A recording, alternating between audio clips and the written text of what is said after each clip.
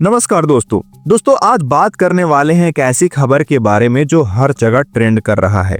Bitcoin crash, bitcoin क्यों गिर रहा, बिटकॉइन कहां तक गिरेगा।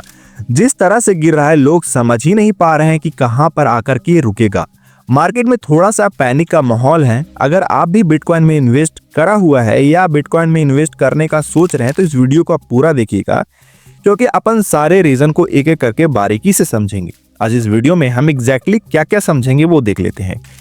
सबसे पहले समझेंगे बिटकॉइन गिर क्या रहा है, पैनिक कितना जस्टिफाइड है और क्या ये डीप एक लाइफ चेंजिंग बाइंग जोन बन सकता है।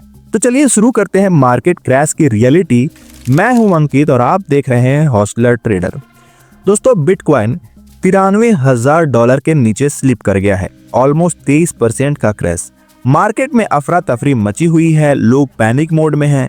सवाल ये है, क्या ये क्रिप्टो ज़ीडॉन है या फिर एक golden opportunity long term investors के लिए।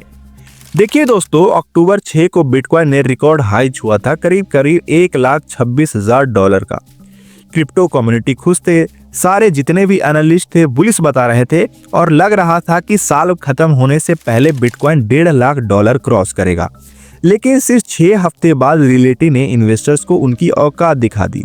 सारे एनालिसिस धरे के धरे रह गए, प्राइस ऑलमोस्ट 24 से 25% नीचे आ गया। दोस्तों नवंबर में तीसरी बार $1 लाख का साइकोलॉजिकल लेवल टूट गया और एक दिन में $870 मिलियन का ETF आउटफ्लो हुआ, जो क्रिप्टो ETF हिस्ट्री का सेकेंड वर्स्ट आउटफ्लो डे था।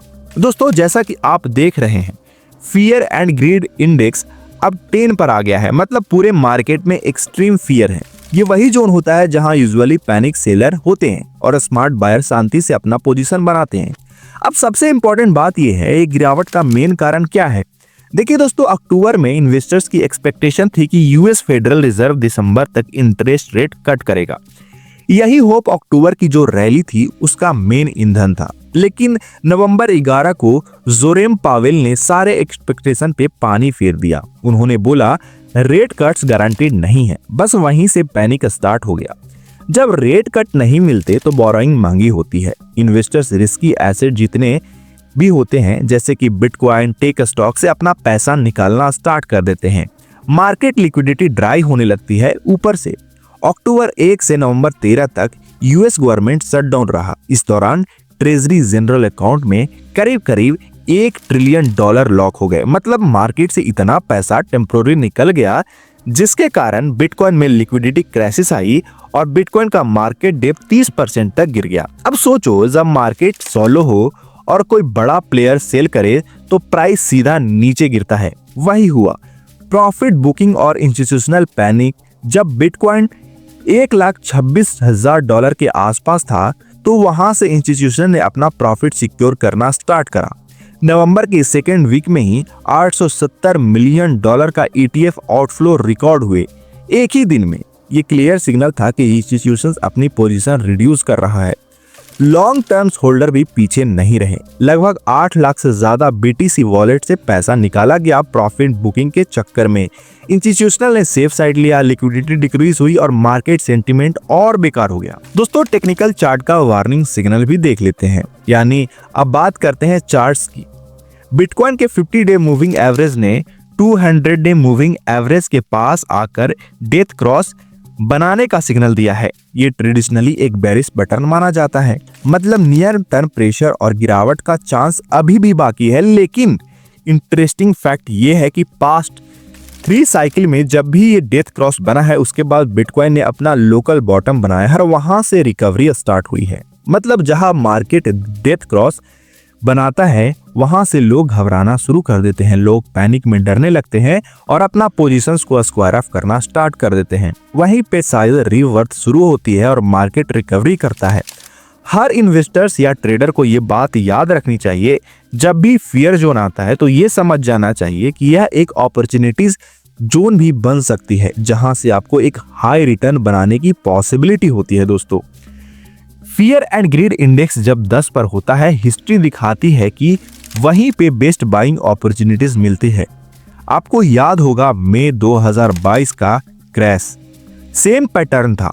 पैनिक सेलिंग हुई थी, लोग मार्केट से बाहर भागे थे और अगले कुछ महीने में बिटकॉइन ने 70% रिकवर कर लिया था। अभी भी वैसे ही सिग्नल मिल रहे हैं, जितने भी बड़े बड़े क्रिप्टो के व्हेल्स हैं वो शांति से एक्यूमुलेट कर रहे हैं। ऑन चैन डाटा दिखाता है कि बड़े वॉलेट डीप पे वाई कर रहे हैं, जो कि एक पॉजिटिव सिग्नल है लॉन्ग टर्म रिकवरी के लिए। पेन अभी भी खत्म नहीं हुआ है। बिटकॉइन के लिए की सपोर्ट जोन है 92,000 से 94,000 डॉलर। अगर ये जोन सस्टेन नहीं हुआ तो अगला सपोर्ट जोन बनेगा 74,000 डॉलर के आसपास, लेकिन वहां पे स्ट्रॉन्ग डिमांड हो सकती है। जेपी मॉर्गन और अदर एक्सपर्ट कहते हैं कि अगर 93,000 और 94,000 डॉलर के आसपास एक फ्लोर डेवलप हो रहा है, अगर ये होल्ड करता है तो जो नेक्स्ट बुल टारगेट होगा वो करीब करीब 1,70,000 डॉलर हो सकता है 2026 के मिड तक। देखिए दोस्तों, मैथमेटिकली और हिस्टोरिकली दोनों साइड से ये सिनेरियो पॉसिबल लगता है।